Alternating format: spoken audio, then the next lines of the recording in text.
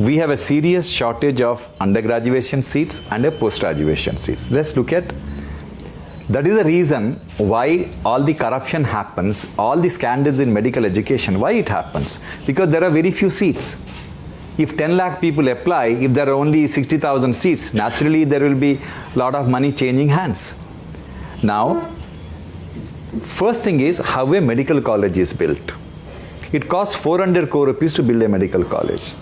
If you go to Caribbean region, there are 35 medical colleges which are training doctors for US, which is in a rented 50,000 square foot in a shopping mall, training fantastic doctors for US. Why are you spending 400 crore rupees and creating this edifice? It is ridiculous. All over the world, medical colleges do not have this rigid requirement. Medical colleges don't require 140 faculty members to train 100 students. 140 faculty members can run a medical college with 1,000 students. So when the whole world has changed, we haven't changed. So today what we have done, we have made medical education as an elitist affair. Poor children when I was a young medical student, my classmates were all children from poor families.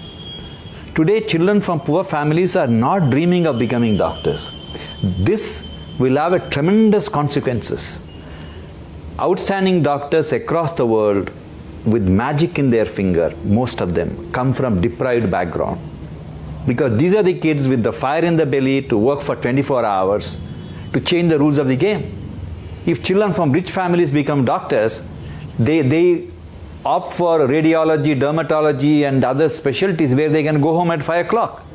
Why should postgraduate education be costing so much? Why should you pay 2 crore or 5 crore rupees or even 10 lakh rupees fees to become a specialist? All over the world, higher medical education is free of cost. So essentially, the problem is, all the problems what's happening in the healthcare is not because of the government. It is because the privileged society doesn't ask the right question. Why every 12 minutes a pregnant lady should die during childbirth?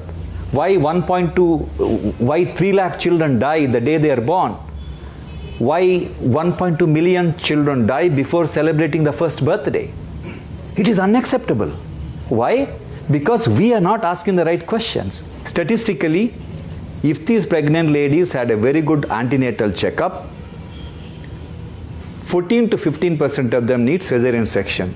That means we need to do 5.2 million cesarean sections per year. To do that, we need 2 lakh gynecologists. We have 50,000 gynecologists, less than 50,000. Half of them don't practice obstetrics because they don't want to be woken up at night. And all of them live in cities. And 60% of children are born in rural India. We need 2 lakh anesthetists. We have less than 50,000 anesthetists. We need 2 lakh pediatricians to take care of all the kids coming. We have less than 50,000 pediatricians. We need at least 1.5 lakh radiologists.